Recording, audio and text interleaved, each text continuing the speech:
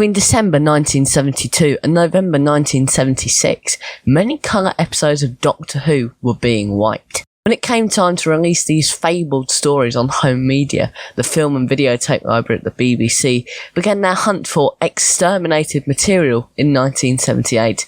They determined that although Hartnell and Troughton material was in poor condition, much of Jon Pertwee's era had been hit as well.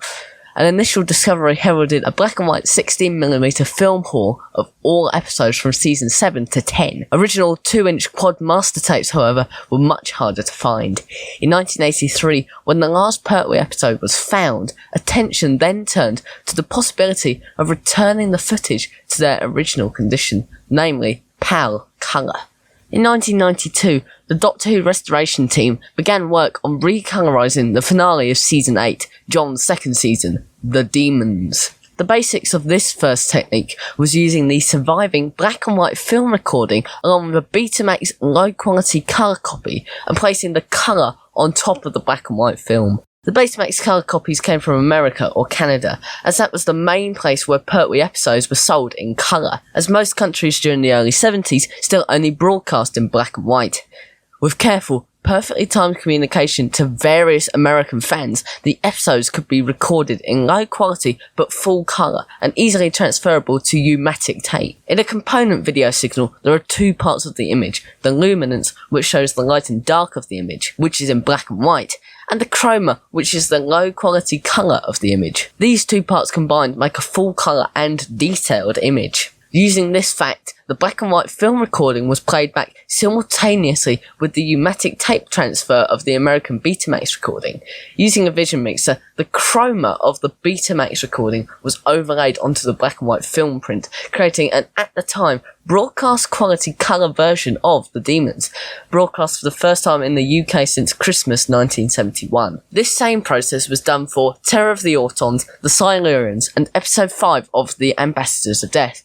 Due to broadcast interference, which created rainbow banding on the broadcast image, episode 5 was the only episode able to be colorised using this technique. By the time the DVD range came around and digital technology replaced analogue, these three projects were essentially started from scratch, using high-quality film scans and digital restoration techniques to restore the film and videotapes to the best they could look. The Demons and Terror of the Autons were complete in colour, but what about the Ambassadors of Death? Well, we'll talk about that later. In 1979, Sue Mordaunt received a shipment from Canadian television stations containing standard converted NTSC 2-inch quad tapes of various Pertwee episodes. In a bid to avoid artifacts creeping in by simply standards converting these back to PAL, the restoration team managed to perfect a conversion process that reversed the original standards conversion process. This is known as reverse standard conversion, or RSC. This process was used for Inferno parts 1 to 7, The Cause of Axos part 2 and 3, Colony in Space parts 1 to 6, The Curse of Peladon parts 1 to 4, The Sea Devils parts 1 to 3, The Mutants parts 1 and 2, and The Time Monster parts 1 to 5. For the special edition releases of Inferno and The Cause of Axos, and also the release of Colony in Space on the Season 8 collection box set, a technique that used elements from both the prior techniques was used. Taking the chroma from the reverse standards converted tapes and using the black and white 16mm film recordings, the colour tapes could be paired with the black and white film, making the slightly fuzzy tapes much sharper. When it came time to release Planet of the Daleks on DVD, a manual colorization was commissioned for episode 3, but at the time a new, quite frankly, magical technique to bring back colour from the black and white film recordings was being developed. When these film recordings were taken, it was done using a black and white film camera filming a colour screen. For the recording of The Mind of Evil episode 1, a filter was applied to stop a cross-hatching pattern appearing from the chroma signal.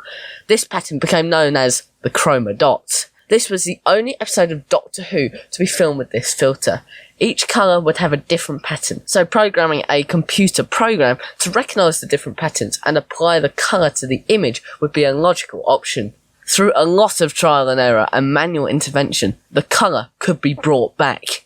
Combining this with the manual colorization, specifically the skin tones, the resultant episode is a brilliant result. The other episodes using this technique were The Ambassadors of Death, episode 2, 3, 4, 6 and 7, The Mind of Evil episodes 2 to 6, and episode 1 of The Invasion of the Dinosaurs. Episode 1 of Invasion of the Dinosaurs lacked the blue chroma dots, so the episode's colorization was not as good as others, so that's why it's listed as a special feature. So back to part 1 of The Mind of Evil now. The only option for this episode was manual colorization. This was done by Stuart Humphreys and Peter Crocker. This took nearly 2 years from colorizing the first frame to the last. Stuart colorized the main keyframes, and Peter colorized the in-betweens. Initially, all 6 episodes of The Time Monster were going to be reverse standard converted, like most episodes of Season 9. But in 1987, a black and white 2-inch PAL quad tape of episode 6 was found at the BBC. This allowed the restoration team a new avenue of restoring colour to an episode. By applying the chroma from the Canadian Betamax tapes and using the black and white 2-inch quad tape instead of a 16mm film recording, a much cleaner luminance channel was obtained. This episode is almost indistinguishable from the original 2-inch master tape. With the release of The Mind of Evil on DVD, the last episode of John Pertwee's Doctor Who 10-year to require recolorization was released. But now with the release of Doctor Who on Blu-ray, the restoration adventure still continues.